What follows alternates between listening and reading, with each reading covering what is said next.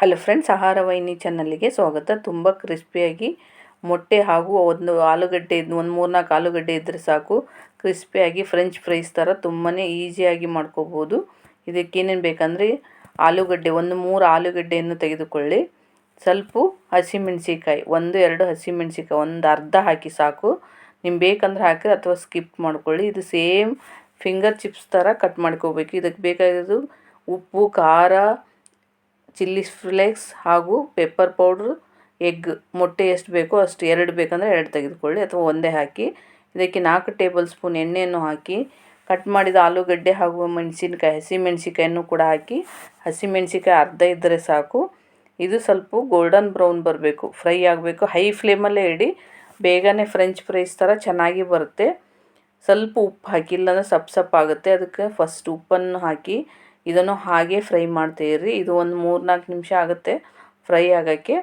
ಆದರೆ ಹೈ ಫ್ಲೇಮಲ್ಲಿ ಇಟ್ಟು ಮಾಡಿ, ಬೇಗನೆ ಆಗುತ್ತೆ. 1-2-3 ನಿಮಿಷಕ್ಕೆ ಚೆನ್ನಾಗಿ ಫ್ರೈ ಆಗಿಬಿಡುತ್ತೆ. ಚೆನ್ನಾಗಿ ನೈಸಾಗಿ ಕಟ್ ಮಾಡಿರ್ತೀವಲ್ಲ, ಅದಕ್ಕೋಸ್ಕರ ಬೇಗನೆ ಫ್ರೈ ಆಗುತ್ತೆ. ನೋಡಿ, ಈ ಥರದಲ್ಲಿ ಫ್ರೈ ಮಾಡಬೇಕು. ಸ್ವಲ್ಪ ಗೋಲ್ಡನ್ ಬ್ರೌನ್ ಬರಬೇಕು.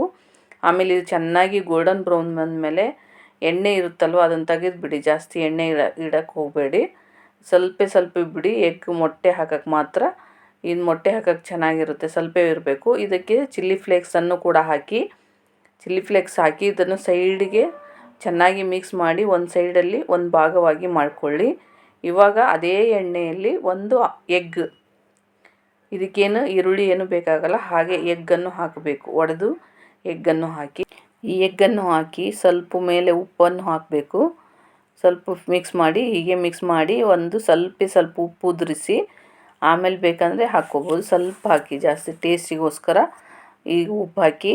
ಆಮೇಲೆ ಸ್ವಲ್ಪ ಪೆಪ್ಪರ್ ಪೌಡ್ರ್, ನಿಮ್ಗೆ ಖಾರ ಎಷ್ಟು ಬೇಕೋ ಅಷ್ಟು ಪೆಪ್ಪರ್ ಪೌಡ್ರನ್ನು ಕೂಡ ಹಾಕಿ.